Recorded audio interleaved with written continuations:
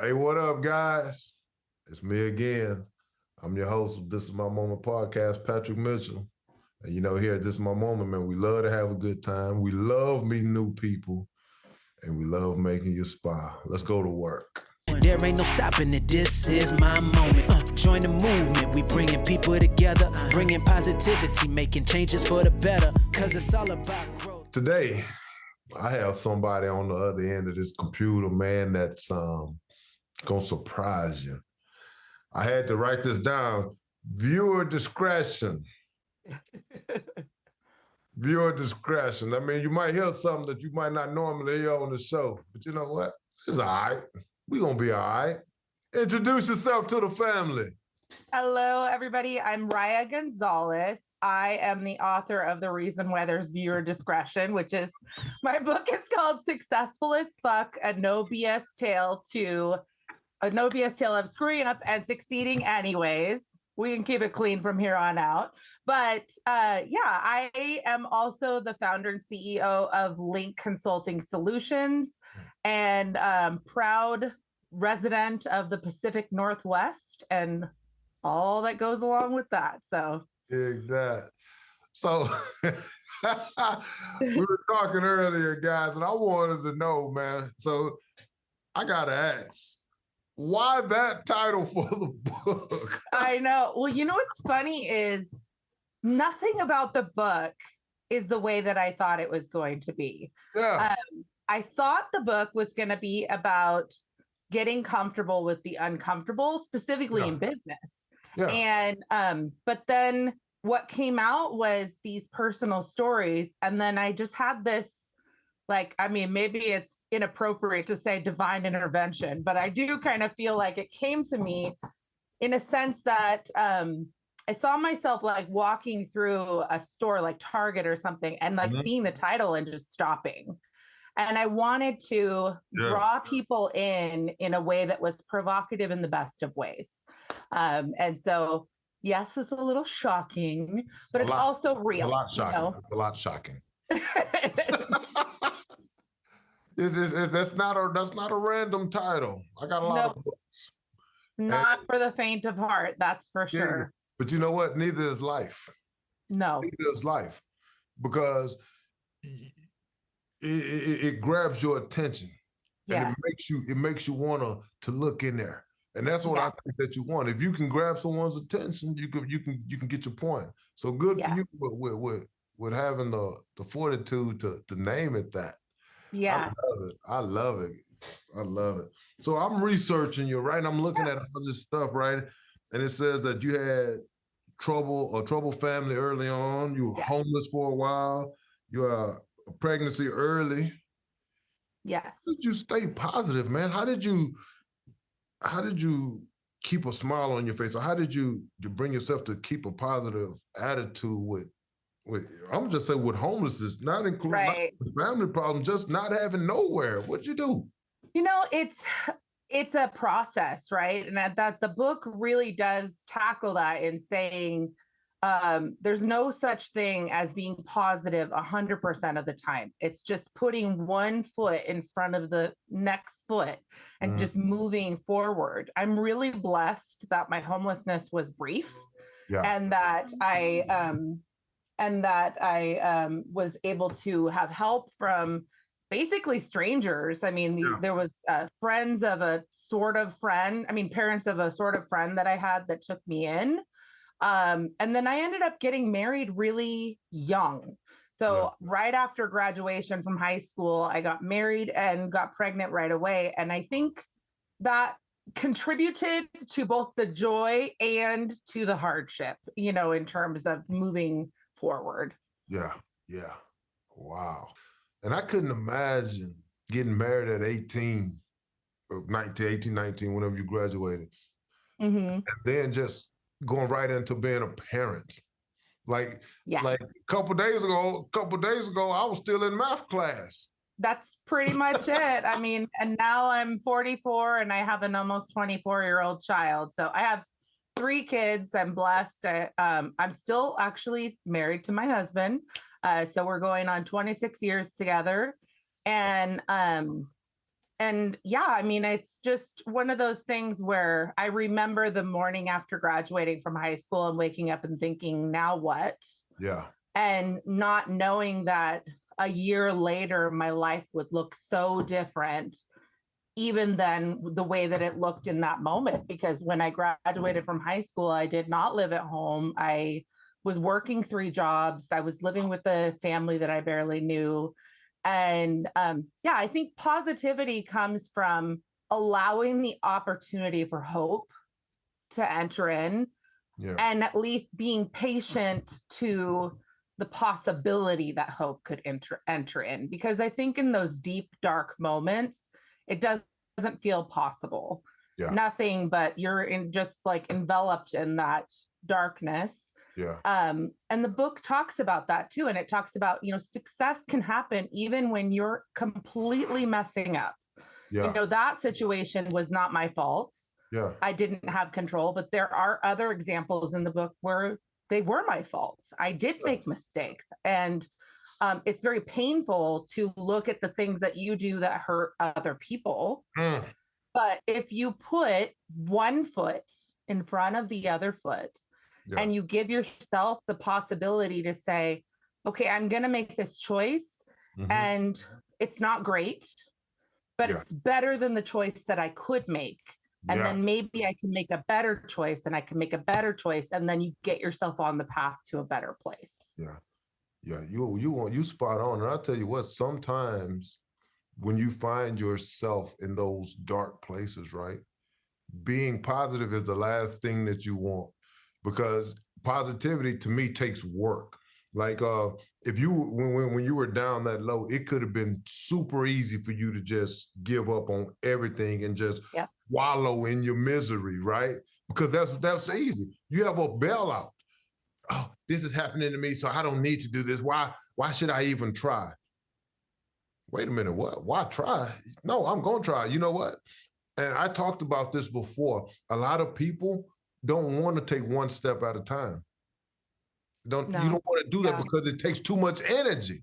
You just want to go from being miserable to being the boss, right? But you don't want to take those steps to get out of that hole. And it's very easy to get in, but to me, it's very difficult to get out. 100%. And it's crazy that you say that, because man, that is life though. I was talking to a group of kids. I do positive action. I go to schools and mentor. And I was talking to some kids, man, and I told them, I said, this is the thing. If you give yourself an out and it's a negative out, you have to be okay with being in the hole. If you don't want to be in the hole, change the way that you think. Instead of trying to just stay there, take one step. And then, just like you said, then take another step. So now you're starting to compound. Now you build momentum. Yes. Man. That's so true. And I think, I felt like there were so few opportunities, because if you think about it, my peers were going to college and doing these like normal things. I did not have access to even be able to fill out a FAFSA to apply for grants or anything, because I did not live with my parents and I was 18. So I couldn't like get emancipated and be off of my own income.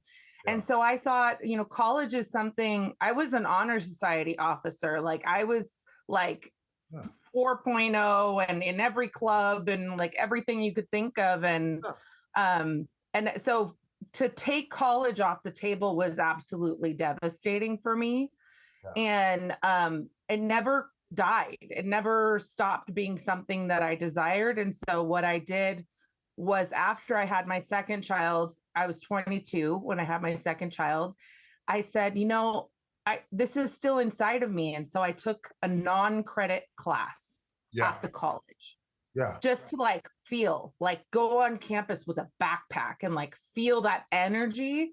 And I took it in Spanish. And my husband is from Mexico, so I knew that it would benefit me to take this. And it was such an exhilarating experience. And I talked to the financial aid office and I was like, here's my situation. I don't know like what I can do. And basically they told me about some programs that I didn't get any scholarships, but they had a payment program. Yeah. So I started going one class at a time. And the point of all this is to say what seems absolutely impossible is actually often possible. It took me 12 years to get a 4-year bachelor's degree. Yeah. While having 3 children, working full time, climbing the corporate ladder, like doing the whole thing. However, I did it. And all odds said I would not. I also graduated with no student loans because I paid cash all the way through. And so I think that I'm not special because I did that. I'm creative. I'm scrappy. You know what I mean? Like, and that's what kids and young adults and us that are middle-aged and people who are older, this is not exclusive to any age group, but you have to know that there are so many ways that you can achieve things if you are creative and scrappy and just research, go down rabbit holes, ask people questions, because the world is waiting for you to just open the doors. Yeah. I think this is what I think is that what you did, a lot of people wouldn't do.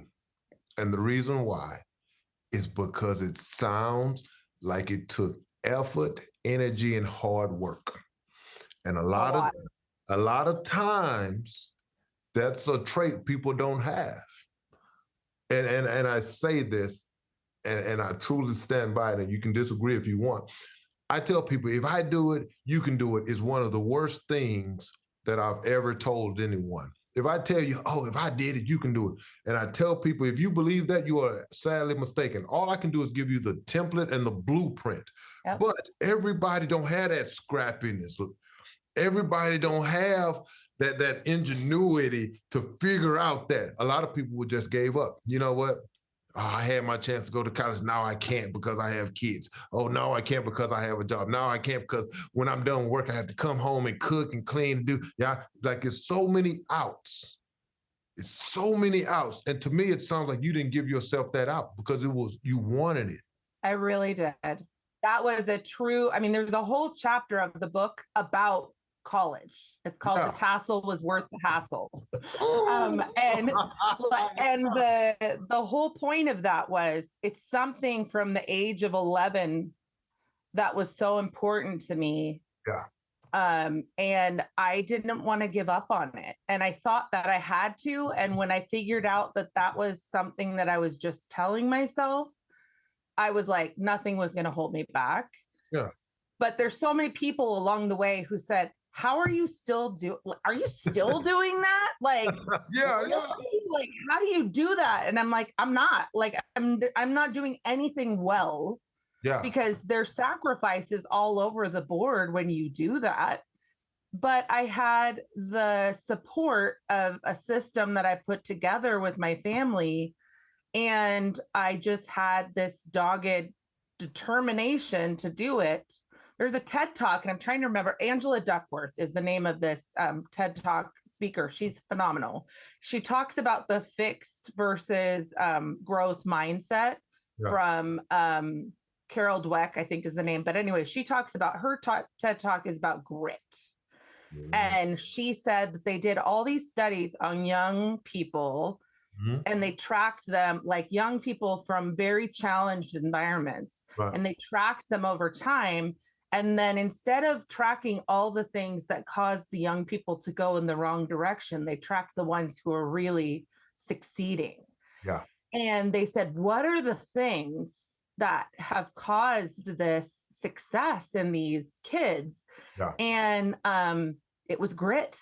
It was scrappiness. It was ingenuity. It was like putting your foot down and saying, there is no plan B.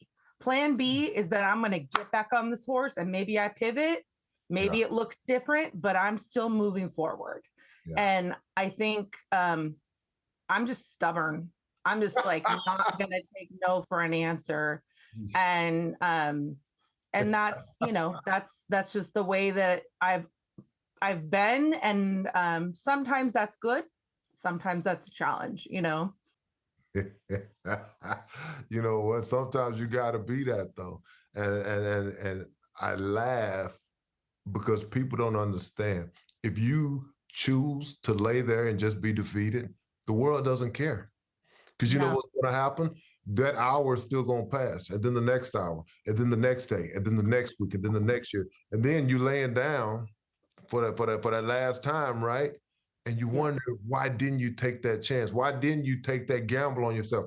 12 years to get a bachelor's, but you still did it. I Why did. don't people look at it like that? Instead of it being a 200-yard sprint, make it a marathon. Make it Yes, something that you can grow to become. And to me, it sounds like you grew into the person that could accomplish what you wanted to accomplish. And that's amazing, man. And it's good for you, man. Good for you. I well, love and it. I think what people don't realize, and they get overwhelmed with that, like make Mm, it a marathon, you can walk that marathon.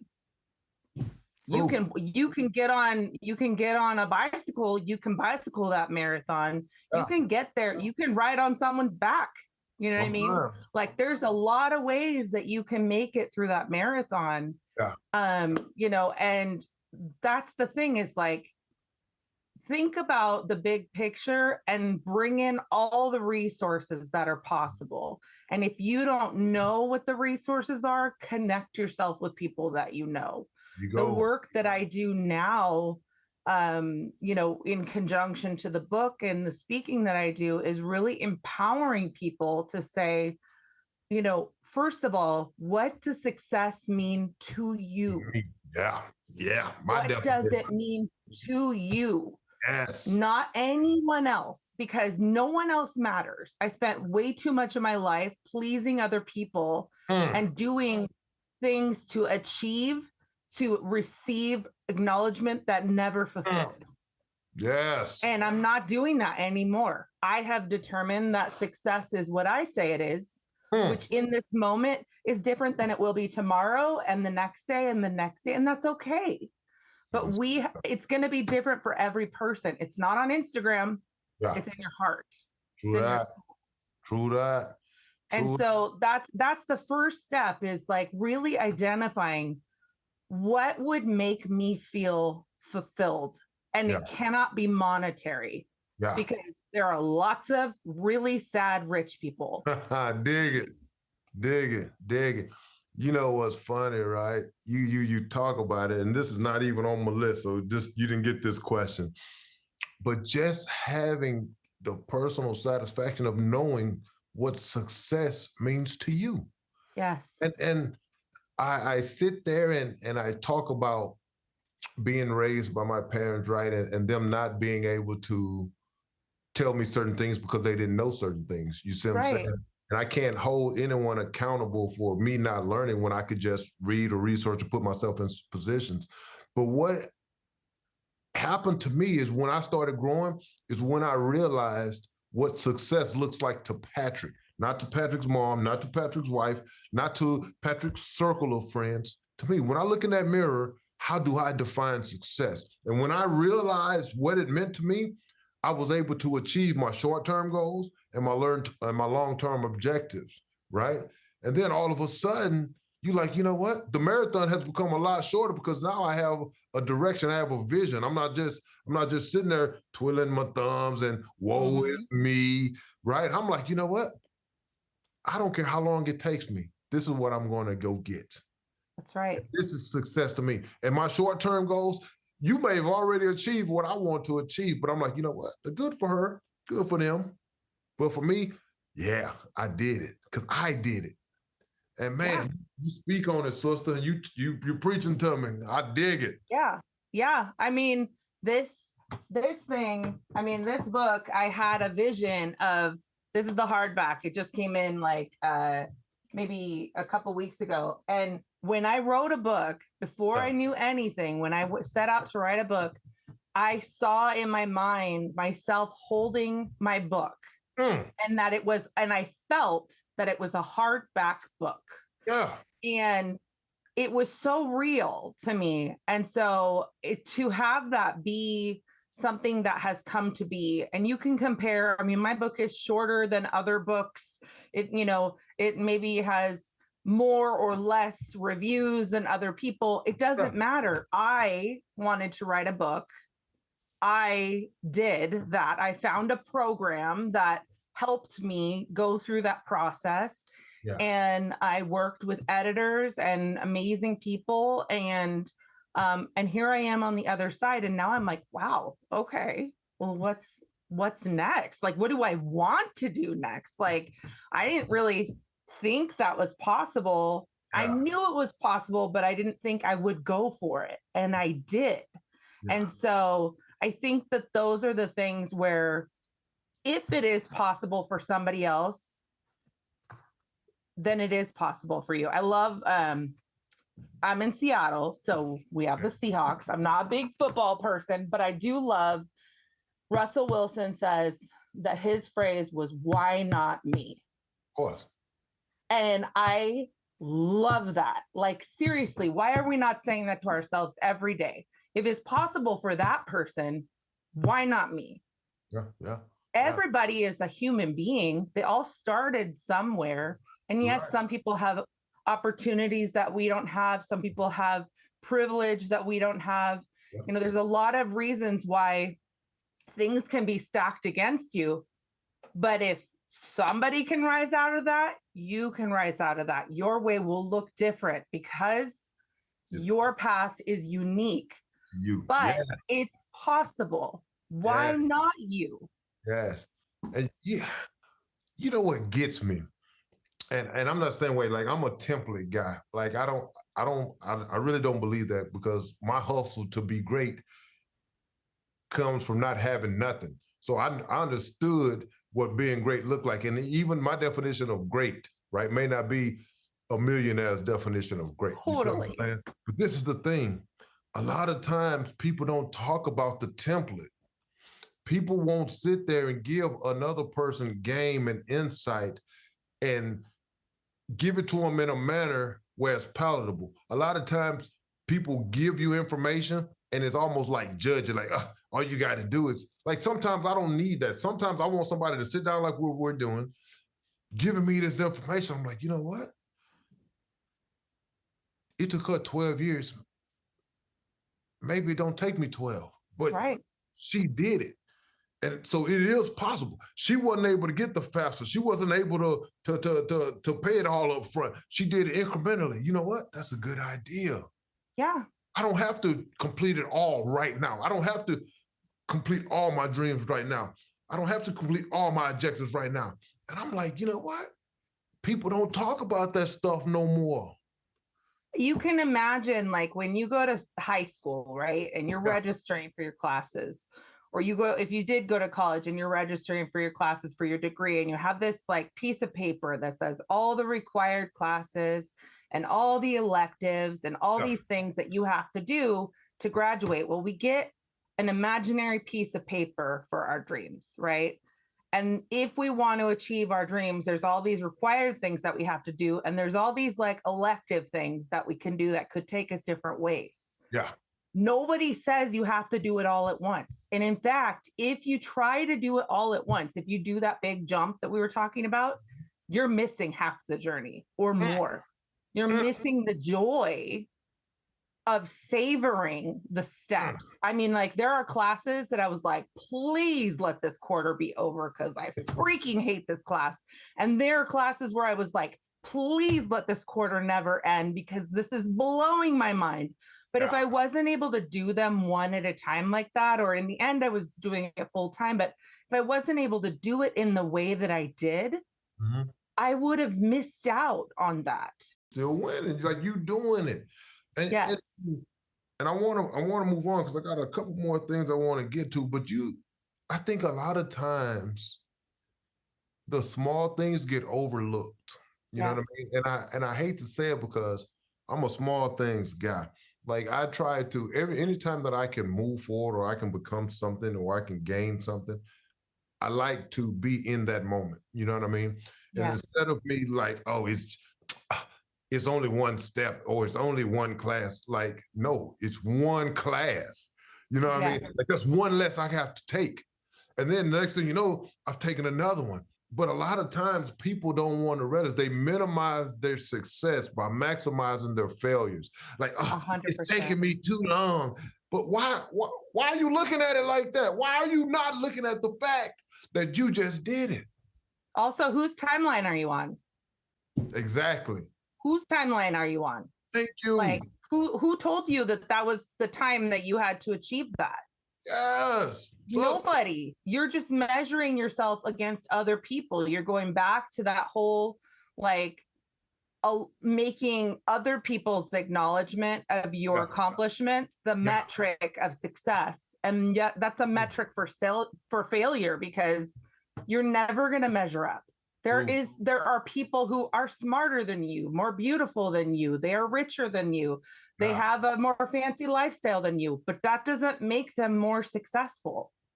That makes them on their journey. Yay, good for them. You know what I mean? Like, that doesn't make, if you have, maybe you have more joy or the opportunity for more joy. Does that not make you abundant? Success happens in those quiet moments. There's nothing fancy about success sometimes, and that's okay. It's still success. Yeah, good sister. You talking. I knew I was gonna have fun.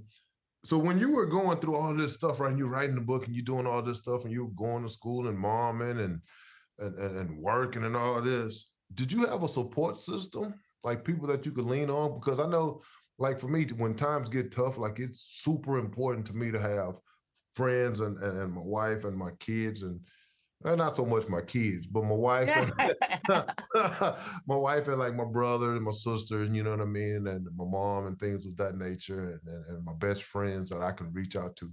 How important do you think it is to have a support system when you're going through your life and you timelining your success? How important do you think that is? I think it's crucial, and I think people, again, measure it by what they think they're supposed to have in terms of family, but family could be blood related or it could be chosen. And so, you know, again, I'm blessed to be married to an amazing human being. He believes in me more than I believe in myself. And like he says almost every day, he's like, babe, this book is going to make us $1 million. I'm like, sure. Okay. I don't care about that. I care about loving on people and spreading the message, but he's just so passionate about getting the message out there. My kids are a huge support system. Even my 13-year-old will say to me, Mom, look what you're doing. Look at what people are telling you, the impact that this is making. Like, if you're feeling low today, like, your life has impact. You know, what you're doing is important, and I'm really proud of you. And you know, I mean, that from a teenager, like, that's a success. You know what I mean? Like, like my kids are the reason behind This Is My Moment, right? So I can't say that they don't. But I'm more of an ATM sometimes. So I'm a ATM. Yeah. Oh, well, you know, there's that too.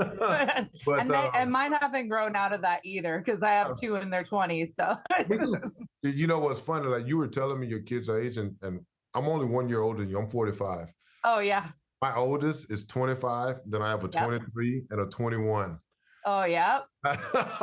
And I tell you, I tell you what, man, you talking about patience and perseverance. That's what, that'll do it. That'll do it. So let me ask you this. I was looking at it, and it says something about unapologetically authentic. What is that? So that means that all things weird and wonderful. Like, and I have this thing with my kids where I say, everybody's weird, and if you're not weird, you're weird. Like, because we are unique, you know, we're all, and if you're not being who you are, if you're apologizing for who you are, which I've spent plenty of years doing, and if you're apologizing for who you are, you're minimizing things that you do in the world. And one of the things that my mom has said, actually, that I really love is she'll say, don't steal my joy when I don't want to accept a gift or something. I love it. And I love it. I say the same. yeah. And so I think that's the thing is like when you're apologizing for your authenticity, you're stealing the joy out of sharing who you are with other people. And I am an acquired taste. So I am not offended when people don't resonate with who I am. That's why my book is titled that, because I wanted to draw in the people who are going to love that. And then also say, hey, it's okay if this is not for you. Yeah. Because I want them to know up front, like, don't invest your time in this book if this is not for you, because I want them to be honoring of themselves. But I'm done apologizing for who I am. And because there's too much good that's inside of here. And I need to not apologize even to myself, and so that's what it means. You know what, man? I struggle with being authentic to myself early in life, right? I grew up and I was poor, right? So I used to idolize people that had more than me, right? And when I got into the military, right, I could transform myself because now I was getting a steady paycheck. I was traveling, people didn't know me, right? And I was pretending, right? And it was so difficult to be something that I wasn't. And some days, right, I would look in the mirror and I wouldn't recognize the guy because I was so busy trying to be something else. And the moment that I became true to who Patrick was as a person, I started flourishing. Like I started becoming a blessing to other people. I started becoming a blessing to myself. But it took me all those years of trying to be something that I wasn't and wondering why I wasn't making it. And it's a journey that we continually go on because we put masks up because we feel afraid. Yeah. But here's the thing, even this book, I had panic attacks as it was like coming out, and I'm a loudmouth. Like I really am not embarrassed to talk to people about failures or things, but it was just so vulnerable to like say, hey, I did all this stuff and I made all these mistakes, and like, don't hate me because, like I kind of hate me, and so, but I have had this overwhelming response of people saying, wow, I went through that, or I didn't go through that, but the way you described how you felt, you just put words to that experience for me. And if I had not been honest, if I had not shared that, I would not have validated and helped that person embrace that for themselves. Yes. You're not minimizing other people's experience. It's huge. Before I close the show, I got to have some fun. Let's do it. So I have 3 questions. Okay. That you didn't receive from Ashley. She didn't get these, guys, and you know how I get down. We finna have some fun with it. Here we go. One thing that you would tell somebody about your book, all the chapters in there, all the good stuff. One thing that you're gonna tell somebody about your book, what you tell them?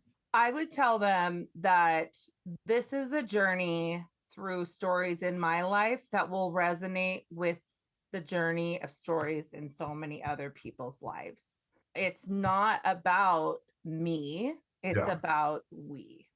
It's about these universal feelings that we have and how we can be the chosen family for each other and express love and joy and find the success in the things that we looked over, and maybe in previous parts of our life. Dig that. Okay. You have to pick one.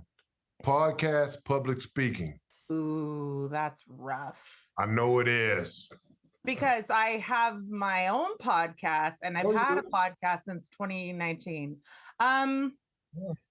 I would say I love the engagement of looking people in the eyes. So if I have to choose, I would say public speaking, because I love feeding off of that energy from other people. But man, that's a tight one. That's a really tough one. It's an A1, A1B. You know what's funny? You say that. I love public speaking. And even with the podcast, when I do it over Zoom, when I do it over a computer, I have a good time. But when we're in the studio and they're sitting right next to me, it's nothing energizes me more than seeing those reactions. Or when I'm doing speaking engagements, right, and you look out in the audience, right, and you make that eye contact with that one person in the entire building. You got one person, and they're looking at you, right, and they're just like, every time you say something, it's just like, yeah, good for you. Yeah. I love it. Last one. I give you the phrase, "This is my moment." What's the first thing that comes to your mind? This is my moment. Right now. Like literally, figuratively. I'm on the precipice of really pivoting my business, pivoting to serving more with this book and in the message that I'm bringing to people. And I have a lot of decisions to make. And I have to remind myself that a tiny step is part of a marathon. And even if I walk that marathon, maybe I'll get a piggyback for half of it from somebody. But yeah, right now, in this moment, this is my moment. Dig that. We done. I love it. You killed it. You killed it, man. You know what's funny? Like I'm sitting here talking to you and I can feel your energy and you've been through so much and your smile on your face is ridiculously bright. Don't lose it, sister. I will not. It's been such a, like, I really feel, I mean, like I said, it's funny that it's the title that it is. It feels like a ministry. It really does, because the response, the messages, the love, all of it is just so phenomenal that it comes in waves to me. I feel very, very blessed to have this opportunity to love on other people. Hey guys, be scrappy with your dreams. Man, like you have to want it. When you want your dreams more than you want to breathe, that's when you know you got to go get it. You got to want it more than air. And when you do, you realize that your marathon is ran at the pace and at the speed that you want it. Don't let other people dictate your pace or your place. And at the end of the day, go get it. There ain't no stopping it. This is my moment. Join the movement. We bringing people together, bringing positivity, making changes for the better.